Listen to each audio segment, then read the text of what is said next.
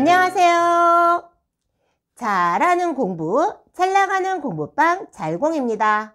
오늘의 주제는 공부방에서 남자아이 지도할 때 주의할 점에 대해서 이야기 나눠보려고 합니다.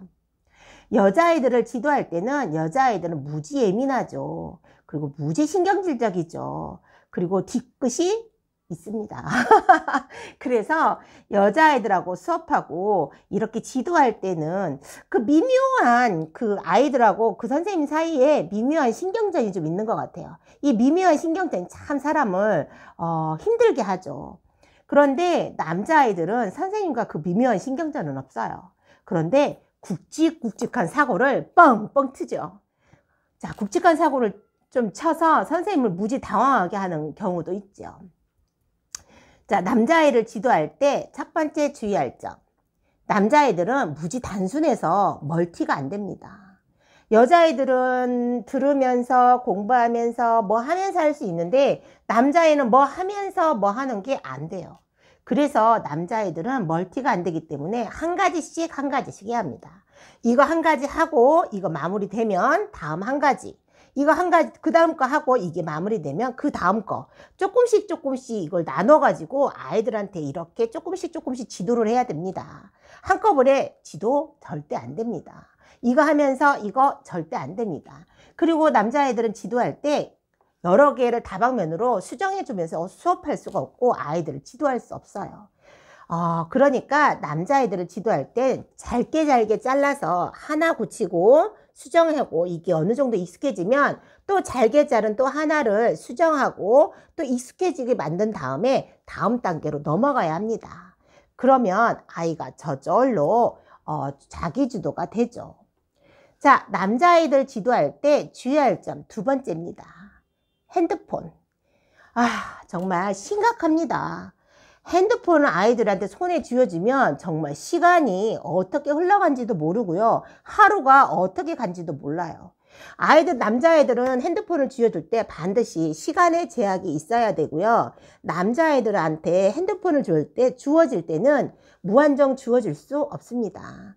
네가 해야 할 일, 네가 해야 할 의무, 네가 할 책임을 다 했으면 그 핸드폰에 대한 어느 시간을 정해놓고 그걸 자유롭게 주는데 만약에 이 남자아이들의 만약에 네가 해야 할 일, 네가 해야 할 의무를 다 하지 못했을 때는 그 핸드폰의 제약을 철저하게 해야 합니다.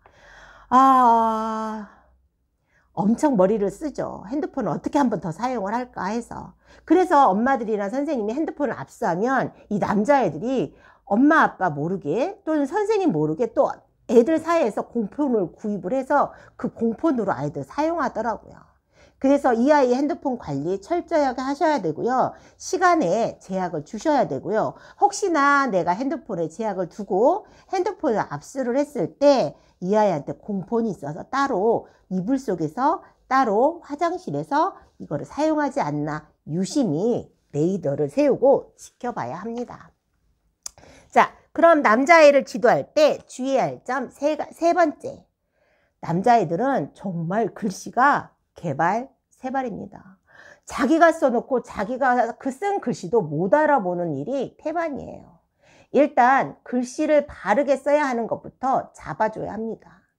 그리고 이 남자아이들은 글씨를 먼저 잡아주고 그 다음에 아이들 자세를 잡아줘야 합니다. 그런데 이거는 남자아이고 여자아이고 요즘 아이들은 다 그런 것 같아요. 전부 다 허리가 구부정하게 하거나 뭐 이렇게 허리를 숙여서 거의 저러다가 허리 디스크 걸리지 않을까? 저러다가 목 디스크 걸리지 않을까? 무지 염려가 되는 경우도 상당히 많습니다. 그래서 이거는 여자아이든 남자아이든 반드시 지도해 주어야 합니다. 글씨 바르게 잡아줘야 되고요. 공부하는 자세 바르게 잡아줘야 합니다. 자, 그리고 집중력이 짧기 때문에 짧게 시간을 나눠서 저한테 와서 코칭 받게 하고 또 15분 가서 자기가 하게 하고 또 15분 하면 또 바로바로 와야 합니다. 한 곳에서 오래 앉아서 집중 잘 못하더라고요. 자, 첫 번째 뭐였죠? 첫 번째, 네, 남자애들 멀티가 안 되니 하나하나씩 수정하고 하나하나씩 챕터로 넘어가는 일을 수정해주고 고쳐주도록 합시다. 두 번째, 핸드폰 관리 철저하게 해줍시다.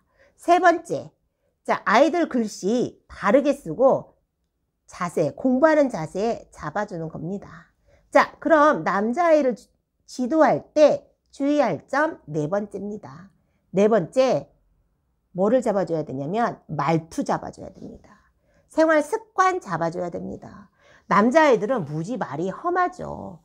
저한테는 그런 학생은 별로 없었지만 그렇다고 아예 없지도 않죠. 간혹 그런 아이들이 있기도 합니다. 말투. 그러면 선생님한테 와서 자기가 더 세 보인다는 걸 보이기 위해서 심한 말투, 강한 억양을 쓰죠.